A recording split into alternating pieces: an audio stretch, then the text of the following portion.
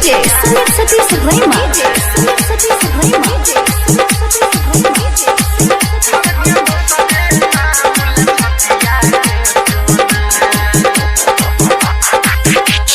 मारलक वैसन मतिया धर के दोसरे नाम ला छतिया ये सोना।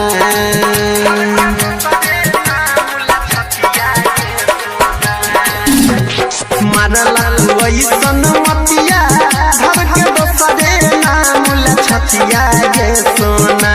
ये सोना दोसरे नाम ला छतिया ये सोना।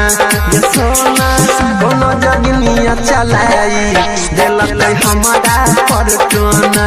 गे सोना कोनो जोगिनिया चलाई रे दिलक हमारा पर टोना। मारलक वही सनमतिया धर के दोसरे नाम ला छतिया गे सोना। गे सोना दोसरे नाम ला छतिया गे सोना। गे सोना कोनो जोगिनिया चलाई दिलक हमारा पर टोना।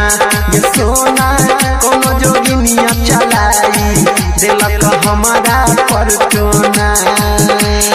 अभी आप सुन रहे हैं तेनवाली से माँ दुर्गा म्यूजिक की प्रस्तुति।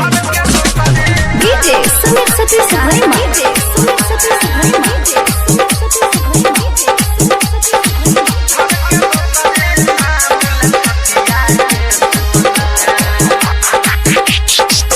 केकरा नजर में गरल हमर तोहर प्यार गे।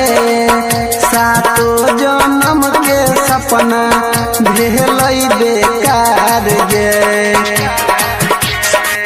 केकरा नजर में गरल हमर तोहर प्यार गे। सातो जन्म के सपना भेल बेकार गे। जियबो चाहे मरबो तोरा रखने छियौ दिलवा के कोना।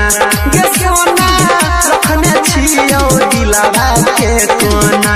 गे सोना कोनो जोगिनिया चलाई दिलक हमारा पर टोना। गे सोना कोनो जोगिनिया चलाई दिलक हमारा पर टोना।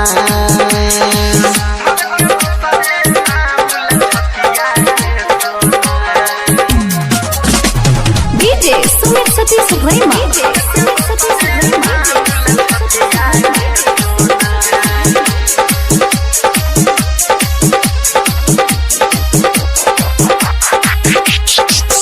काहे ना सोहैल सनहिया काश पदवाना के। कि हम बिगड़ली चाहे कोई जमाना के।